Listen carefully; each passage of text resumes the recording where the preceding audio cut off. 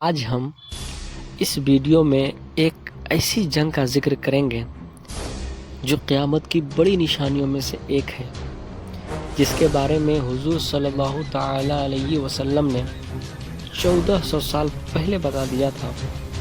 اس جنگ کو الملحمۃ الکبریٰ کہا جاتا ہے۔ الملحمۃ الکبریٰ اس جنگ کو کہنے کی دو وجہ ہیں۔ پہلی وجہ یہ ہے کہ یہ جنگ اتنی شدید ہوگی کہ اس جنگ میں لوگوں کے چیتڑے اڑ جائیں گے، اس وجہ سے الملحمۃ الکبریٰ کہا گیا۔ اور دوسری وجہ یہ ہے کہ عربی میں الملحمۃ الکبریٰ اس جنگ کو کہا جاتا ہے جس میں بے شمار لوگ مارے جائیں، بے شمار لوگ قتل کیے جائیں۔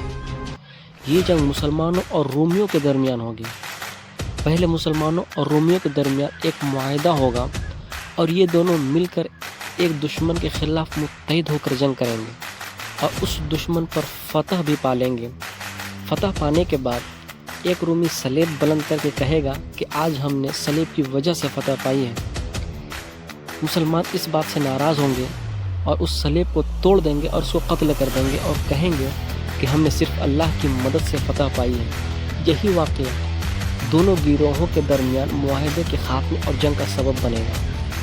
رومی آگے چل کے دھوکہ دیں گے اور 9 مہینے تک ایک عظیم لشکر تیار کر کے مسلمانوں پر حملہ آور ہوں گے۔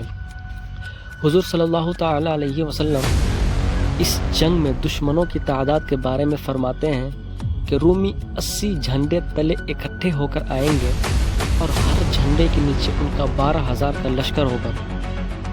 اس طرح ان کی تعداد 9,60,000 تقریباً 10 لاکھ کی ہوگی اور مسلمانوں کا لشکر مدینہ منورہ سے آئے گا جو اس وقت کے بہترین لوگ ہوں گے، جن کا ایمان چٹان کی طرح مضبوط ہوگا اور تعداد میں کم ہوں گے۔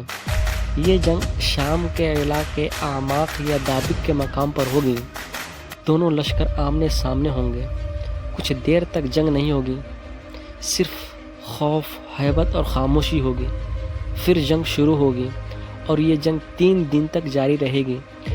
پہلے دن جنگ اتنی شدید ہوگی کہ مسلمانوں کا 1/3 حصہ میدان جنگ چھوڑ کر بھاگ جائے گا۔ ان بھاگنے والوں کے بارے میں حضور صلی اللہ تعالی علیہ وسلم فرماتے ہیں کہ اللہ تبارک و تعالیٰ ان کی توبہ کبھی قبول نہیں فرمائے گا۔ اور پھر دوسرے دن کی لڑائی میں مسلمانوں کا 1/3 حصہ شہید ہو جائے گا، جن کے بارے میں حضور فرماتے ہیں کہ وہ بہترین شہداء میں سے ہوں گے۔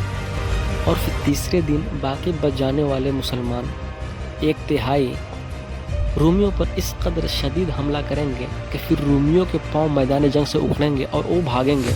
پھر اللہ تبارک و تعالی مسلمانوں کو ایک عظیم فتح عطا فرمائے گا۔